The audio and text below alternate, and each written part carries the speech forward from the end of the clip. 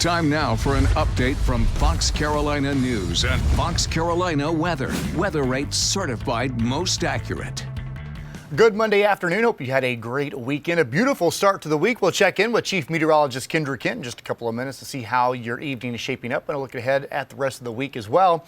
Right now at foxcarolina.com, a couple of our big headlines. Greenville County Schools announcing they're going to begin phased-in planning for middle schoolers to return to the classroom the week of the 23rd. So next week, middle schoolers will start to go back to the classroom in that phased-in approach in the state's largest school district in Greenville County.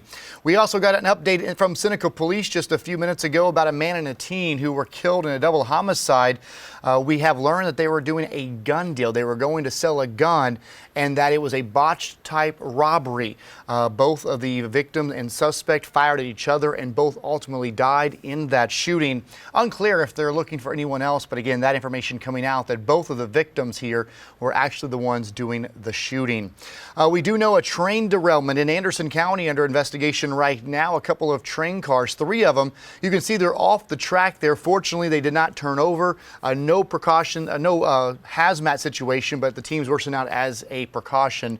But again, this is on Amity Road in Belton. You can see the train wheels off the track there. Fortunately, these are not turned over, but it will be some time before they get these back on the track and get them cleared there at Amity Road in Belton. And probably the biggest news over the weekend, and of course today, is Will Muschamp has been relieved there from South Carolina, and talk about a big payday to be fired. He's getting more than $10 million after being fired from USC after that loss to Ole Miss over the weekend. A national search is now underway for his replacement. The quarterback coach will be taking over though for their remaining season, but again, being fired and getting paid $13.2 million all in all, I guess, isn't bad. I'm sure it's not what Will Muschamp wanted, but after a tough season with their only win over a few of those teams, that just couldn't stay. So that was kind of the whole thing. Ray Tanner held a pretty emotional news conference just a few minutes ago, and we'll have the very latest on that coming up at 4, 5, 6, and tonight at 10 and 11. We do want to check in with Chief Meteorologist Kendra Kent now. I tell you, it was a great start to the weekend. A very cold Sunday night, Kendra, so that's what we're going to be seeing over the next few days? Yeah, it just gets colder from here. Yeah, we have a chilly air mass that's going to be settling into the area. You'll really feel it on Tuesday. The wind's going to pick up a bit, and then by Tuesday night, we could be dealing with potential for a freeze in parts of the upstate even.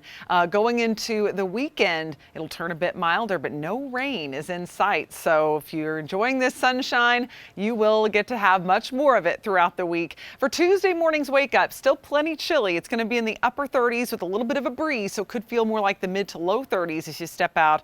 And we'll be looking at mid to low 30s in western North Carolina, but then it gets even colder for Tuesday and Wednesday nights. You'll want to check in on the morning news as well as at 4, 5, 10, and 11 throughout the day, and download the Fox Carolina News app.